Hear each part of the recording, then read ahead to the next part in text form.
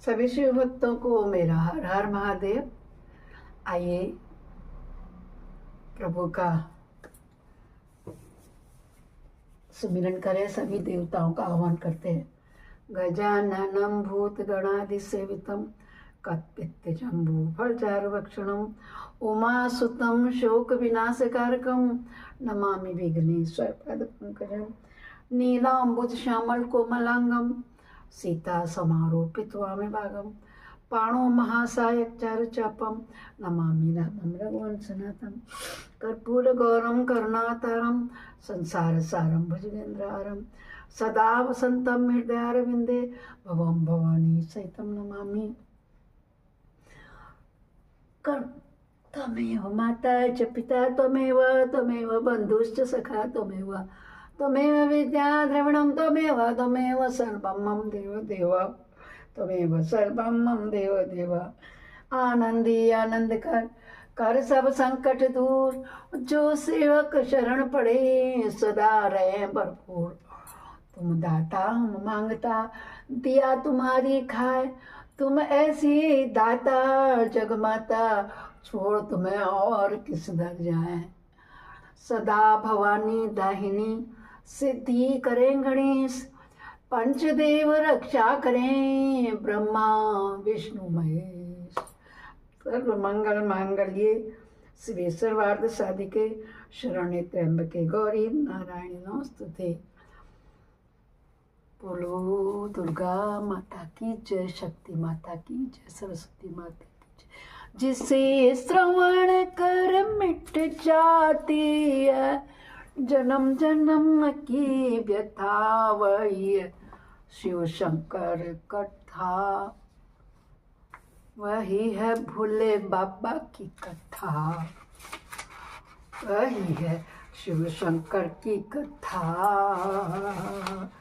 वही है, यही है से हम श्रवण कर रहे हैं शिव शंकर की कथा, यही है भोले बाबा की कथा। गोविंद जय जय गोपाल जय जय, राधा रमण हरि गोविंद जय जय, गोविंद जय जय गोपाल जय जय, राधा रमण हरि गोविंद जय जय, गोविंद जय जय गोपाल जय जय, राधा रमण हरि गोविंद जय जय। कल हमने 43वां अध्याय आपको सुनाया था। आज हम 44 और 45 और 46 अध्याय आप लोगों को सुनाएंगे। ध्यानपूर्वक सुनिए। भाइयों के उपालंब से अंधक का तप करना और वर पाकर त्रिलोकी को जीतकर स्वेच्छाचार से प्रवृत्त होना। उनके मंत्रियों द्वारा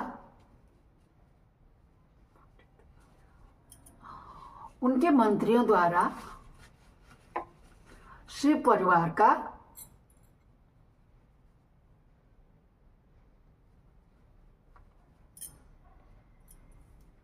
वर्णन करेंगे। पार्वती के सौंदर्य पर मोहित होकर अंधक का वहां जाना। देखो, शिवजी ने के अंधकार से जन्म हुआ, पार्वती ने पाला और उसके स्वरूप को देख करके वो उस पर वह मोहित हो गया और नंदीश्वर के साथ युद्ध करके अंधक के प्रहार से नंदीश्वर को मूर्छा देते हैं। पार्वती के आवन से देवियों का प्रकट होना, युद्ध करना, शिव का आगमन, युद्ध शिव द्वारा शुक्राचार्य का निगल जाना, शिव की प्रेरणा से विष्णु का काली रूप धारण करना, दानवों का रक्त का पान करना, शिव के अंधक को अपने त्रिशूल से पिरोना और युद्ध की समाप्ति करना। इतना अध्ययन आज हमने करना है। बड़े प्रेम श्रद्धा भाव से बोलो हर हर हर महादेव। सनत कुमार जी कहते हैं, मुनिवर, एक समय हिरणाक्ष का पुत्र अंधक अपने भाइयों के साथ बिहार में संलग्न था। उसी समय उसके कामासक्त मंदांध भाइयों ने उससे कहा, अरे अंधे, तुम्हें तो अब राज्य से क्या प्रयोजन है? हिरणाक्ष तो मूर्ख था जो उसने घोर तप करके शंकर जी से प्रसन्न करके तुम जैसे कुरूप, बेडोल, काली प्रिया और नेत्रहीन को प्राप्त किया है। ऐसे तुम राज्य के भोगी तो हो नहीं सकते, क्योंकि भला तुम ही विचार करो, कहीं दूसरे से उत्पन्न हुआ पुत्र भी राज्य पाता है? शिव जी ने अपने पाले हुए पुत्र को उसको दिया। सच पूछो तो निश्चय ही इस राज्य के भागी है हम ही लोग हैं, तुम नहीं हो। सनत कुमार जी कहते हैं, हे मुने, उन लोगों की यह बात सुनकर अंधक दीन हो गया। फिर उसने स्वयं में बुद्धिपूर्वक विचार करके तरह तरह की बातों से उन्हें शांति किया और रात के समय वह निर्जन वन में चली गया। वहां उसने हजारों वर्षों घोर तप करके अपने शरीर को सुखा डाला और अंत में उस शरीर को अग्नि में होम देना चाहा। तब ब्रह्मा जी ने उसे ऐसा करने से रोक कर कहा, हे दानव, अब तो वर मांग ले। सारे संसार में जिसे दुर्लभ वस्तु की प्राप्ति करने की तेरी अभिलाषा हो, उसे तू मुझसे ले ले। पद्मयोनि ब्रह्मा के वचन को सुनकर वह दैत्य दीनता एवं नम्रता पूर्वक कहने लगा, हे भगवान, जिन निष्ठुरों ने मेरा राज्य छीन लिया है, वे सब दैत्य आदि मेरे भृत्य हो जाए, मुझे अंधे को दिव्य चक्षु प्राप्त हो जाए, इंद्र आदि देवता मुझे ये सब मेरी पूजा करें, देवता, दैत्य, गंधर्व, यक्ष, नाग, मनुष्य, दैत्यों के शत्रु, नारायण, सर्वमय शंकर तथा अन्य किन्हीं भी प्राणियों से मेरी मृत्यु न हो। उसके इस अत्यंत दारुण वचन को सुनकर ब्रह्मा जी सशंकित होकर उठे और उससे बोले। ब्रह्मा जी ने कहा, हे दैत्येंद्र, ये सारी बातें तो हो जाएंगी, किंतु तू अपना विनाश का कोई भी कारण तो स्वीकार कर ले, क्योंकि जगत में ऐसा कोई प्राणी नहीं हुआ है, न आगे होगा, जो काल के गाल में न गया हो। फिर तुझ जैसे सत्पुरुषों को तो अत्यंत लंबे जीवन का विचार त्यागी देना चाहिए। ब्रह्मा के इस अनुनय भरे वचन को सुनकर के वह दैत्य पुनः बोला। अंधक ने कहा, फिर प्रभु, तीनों कालों में जो उत्तम, मध्य और नीच नारियां होती हैं, उन्हीं नारियों में से कोई रत्नभूता नारी मेरी भी जननी होगी। वह मनुष्य लोक के लिए दुर्लभ तथा शरीर, मन और वचन से भी अगम्य है। उसमें राक्षस भाव के कारण जब मेरी काम भावना उत्पन्न हो जाए, लो कितना कठिन मांग रहा है ना पार्वती के लिए, यदि उसके प्रति मेरे मन में काम भावना हो जाए तो स्वयंभू भगवान ब्रह्मा को महान आश्चर्य हुआ। वे शंकर जी के चरण कमलों का स्मरण करके बोले। तब शंभु की आज्ञा पाकर वे उस अंधक से बोले। क्या कहा ब्रह्मा जी ने? दैत्यवर, तू जो कुछ चाहता है, तेरे वे सभी काम सकाम वचन पूर्ण हो जाएंगे। दैत्येंद्र, अब तो उठ, अपने अभिष्ट प्राप्त कर और सदा वीरों के साथ युद्ध करता रहे। मुनि, हिरण्याक्ष पुत्र अंधक के शरीर में नसें और हड्डियां ही शेष रह गई थी। वह ब्रह्मा के ऐसे वचन को सुनकर शीघ्र ही भक्ति पूर्वक उन लोकेश्वर के चरणों में लौट गया और इस प्रकार बोला। अंधक ने कहा, हे विभो, जब मेरे शरीर में नसें और हड्डियां मात्र में ही शेष रह गई हैं, तब भला इस देह से शत्रु सेना में प्रवेश करके मैं कैसे युद्ध कर सकूंगा? अतः अब आप अपने पवित्र हाथ से मेरा स्पर्श करके इस शरीर को मांसल बना दीजिए। सनत कुमार जी कहते हैं, महर्षि, अंधक की प्रार्थना सुनकर ब्रह्मा जी ने अपने हाथ से उसके शरीर का स्पर्श किया और फिर वे मुनि गुणों तथा सिद्ध समूहों से भली भांति पूजित तो देवताओं के साथ अपने धाम को चले गए। ब्रह्मा के स्पर्श करते हुए उस दैत्यराज का शरीर भरा पूरा हो गया, जिससे उसमें बल का संचार हो गया तथा नेत्रों के प्राप्त हो जाने से वह सुंदर दिखने लगा। तब उसने प्रसन्नता पूर्वक अपने नगर में प्रवेश किया। उस समय प्रहलाद आदि श्रेष्ठ दानवों ने जब उसे वरदान प्राप्त करके आया हुआ जाना, तब वे सारा राज्य उसे समर्पित करके उसके वशवर्ती भृत्य हो गए। तदंतर अंधक सेना और भृत्य वर्ग को साथ ले स्वर्ग को जीतने के लिए गया। वहां संग्राम में समस्त देवताओं को पराजित करके उसने वज्रधारी इंद्र को अपना करत बना लिया। उसने यत्र तत्र बहुत सी लड़ाइयां लड़कर नागों, सुपर्णों, श्रेष्ठ राक्षसों, गंधर्वों, यक्ष, मनुष्य, बड़े बड़े पर्वतों, वृक्षों, सिंह आदि समस्त चौपाइयों को भी जीत लिया। यहाँ तक कि उसने चराचर त्रिलोकी को अपने वश में कर लिया। तदंतर वह रसातल में, भूतल पर तथा स्वर्ग में जितनी सुंदर रूप वाली नारियां थी ना, उनमें से हजारों को जो अत्यंत दर्शनीय तथा अपने अनुकूल थी साथ लेकर विभिन्न पर्वतों तथा नदियों के रमणीय तटों पर विहार करने लगा। दैत्यराज अंधक सदा दुष्टों का ही संग करता था। उसकी बुद्धि मंद से अंधी हो गई थी। इतना मद हो गया था उसको कि उसकी आंखें बुद्धि मंद हो गई, जिससे वह उस मोड़ को इसका कुछ भी ज्ञान नहीं रह गया कि परलोक में आत्मा को सुख देने वाले भी कोई कर्म करने चाहिए। इस प्रकार वह महामनुष्य दैत्य उन्मत्त हो और अपने सारे प्रधान पुत्रों को कुतर्कवाद से पराजित करके दैत्यों सहित संपूर्ण वैदिक धर्म का विनाश करता हुआ विचरण करने लगा। वह धन के मत से अभिभूत हो वेद, देवता, ब्राह्मण और गुरु आदि किसी को भी नहीं मानता था। प्रारब्धवश उसकी आयु समाप्त हो चुकी थी। पहले के जो उसका पिछले साल का जो उसको मिला था पुण्य कर्मों के प्रभाव से, उससे तो पूरी हो चुकी थी। इसी से वह स्वेच्छाचार में प्रवृत्त हो व्यर्थ में ही अपनी आयु के शेष दिन गवाता हुआ रमण कर रहा था। उस समय दानव श्रेष्ठ के 3 मंत्री थे जिनका नाम था दुर्योधन, वैधस और हस्ती। एक समय उन तीनों ने उस पर्वत के किसी रमणीय स्थान पर एक परम रूपवती नारी को देखा। उसे देखकर वे शीघ्रगामी श्रेष्ठ दैत्य हर्षमग्न हो गए। तुरंत महादैत्यपति वीरवर अंधक के पास पहुंचे और बड़े प्रेम से उसे देखी हुई घटना का वर्णन करने लगे। मंत्रियों ने कहा, हे दैत्येंद्र, यहाँ एक गुफा के अंदर हमने एक मुनि को देखा है।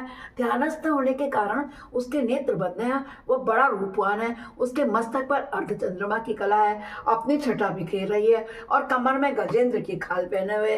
बड़े बड़े नाग उसके शरीर में लिपटे हुए हैं। खोपड़ियों की माला उसके जटाधारी की आभूषण है। उसके हाथ में त्रिशूल है तथा एक विशाल धनुष बाण और तुरीण भी है, वह धारण किए हुए है। उसका अक्ष सूत्र स्पष्ट दिख रहा है। उसकी 4 भुजाएं हैं, लंबी लंबी जटाएं हैं, हाथ में खड्ग है, त्रिशूल है और लकुट धारण किए हुए है। उसकी आकृति अत्यंत गौर और उस पर भस्म का अनुरूप किए हुए है। यही है भस्मधारी। वह अपने उत्कृष्ट तेज से सुशोभित हो रहा है। इस प्रकार उस श्रेष्ठ तपस्वी का सारा वेश अद्भुत है, जिससे उससे उसकी थोड़ी दूरी पर हमने एक और पुरुष को देखा जो विकराल बानर सा है। उसका मुख बड़ा भयंकर, वह सभी आयु धारण किए हुए, परंतु उसका हाथ वृक्ष है। क्या है? वृक्ष है। वह उस तपस्वी की रक्षा में तत्पर है। उसके पास एक बूढ़ा सफेद रंग का बैल भी बैठा हुआ है। उस बैठे हुए तपस्वी के पार्श्व भाग में हमने एक शुभ लक्षणा संपन्न नारी को देखा है। वह भूतल पर रत्न स्वरूपा है। उसका रूप बड़ा मनोरम है और तरुणी होने के नाते वह मन को मोह लेती है।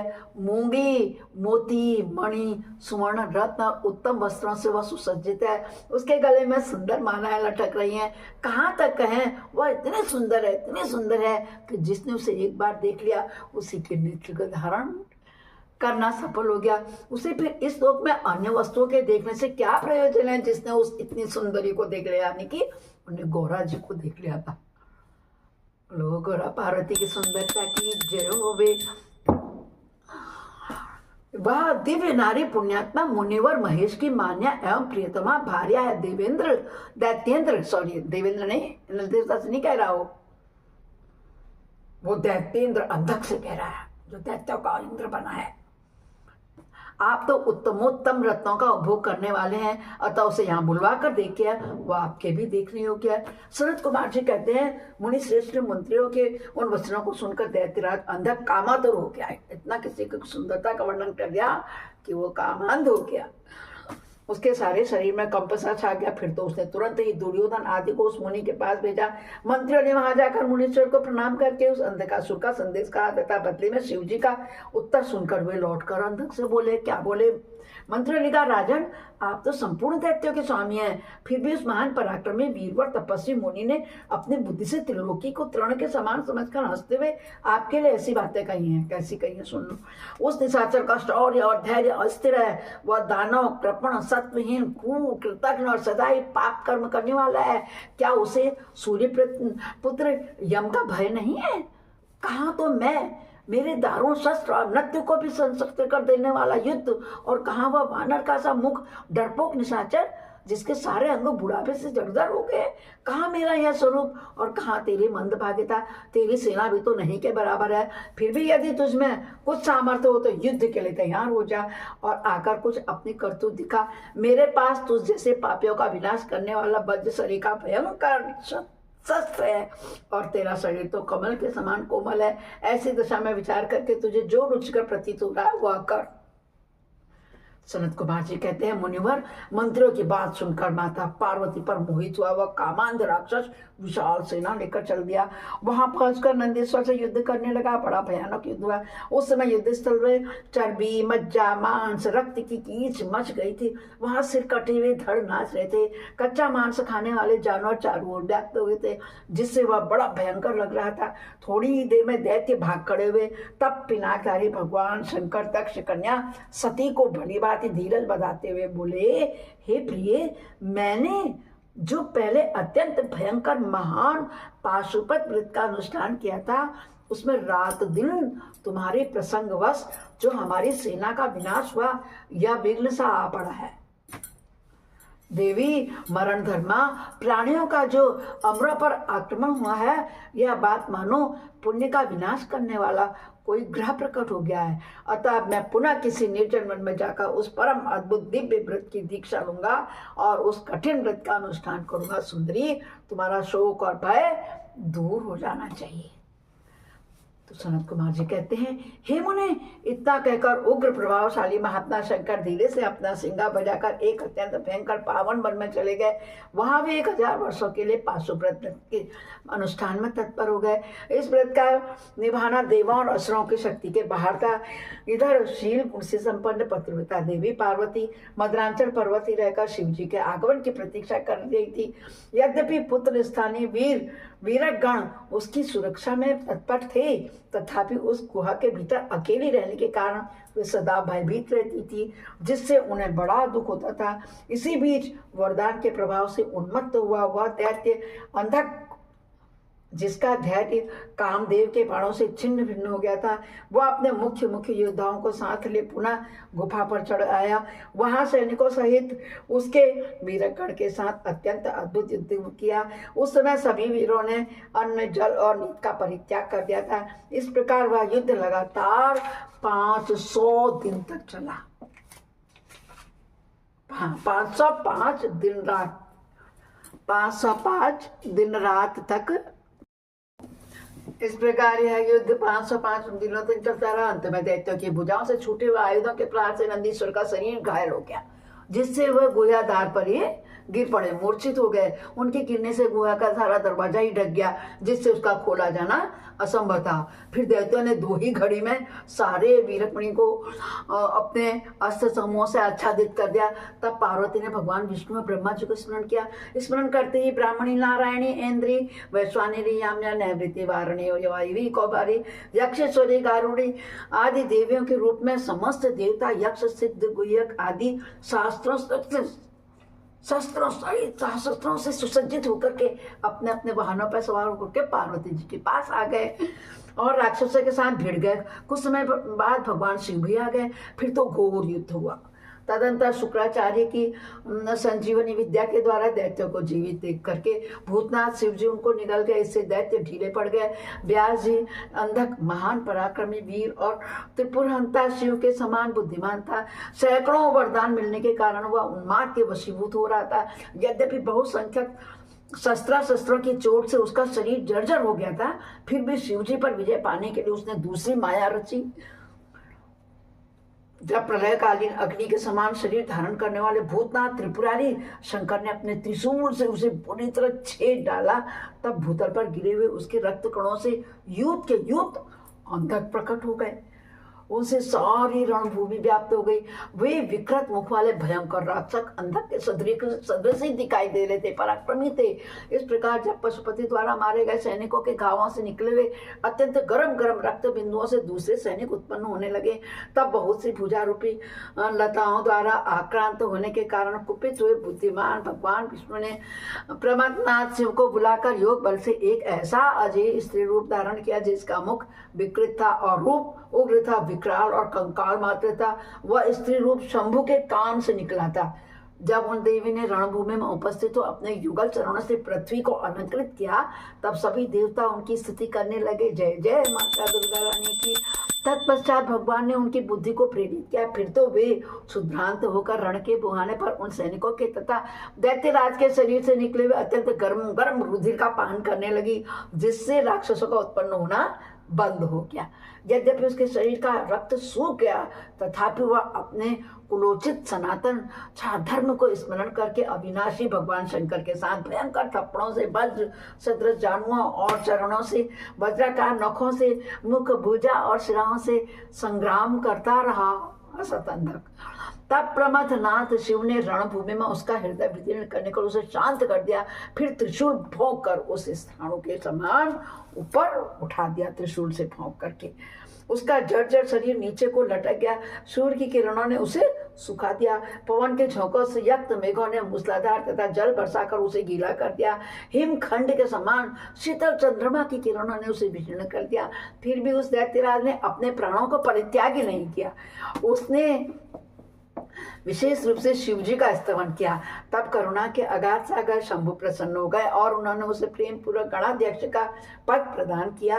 तत्पश्चात युद्ध के समाप्त हो जाने पर लोकपालों ने नाना प्रकार के सार गर्भित स्त्रोतों द्वारा विधि पूर्वक शिव जी की अर्चना की और हर्षित हुए।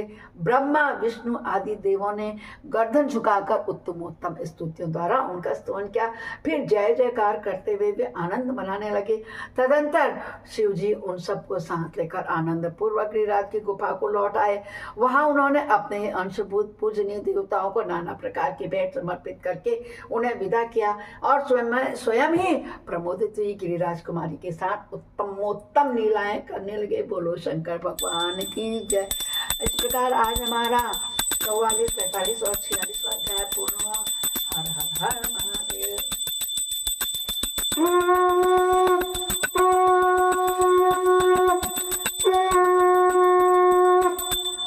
ओम नमः शिवाय, ओम नमः शिवाय, ओम नमः शिवाय नमः। ओम नमः शिवाय, ओम नमः शिवाय, ओम नमः शिवाय नमः। आज से श्रवण कर मिट जाती है जन्म जन्म की व्यथा। यही है शिव शंकर की कथा, यही है भोले बाबा की कथा। हाँ, यही है शिव शंकर की कथा, यही है भोले बाबा की कथा। नमः शिवाय, ओम नमः शिवाय। अपराध सहस्राणि क्रियन्ते अनिशम्मया दासमिति मम त्वं क्षमस्व परमेश्वरी। मंत्रहीनं क्रियाहीनं भक्तिहीनं सुरेश्वर यद पूजितं मया देव परिपूर्णं तत्समय। हे शंकर भगवान, आपकी जय हो। हर हर महादेव। दोस्तों, कल फिर मिलते हैं अध्याय 47 में।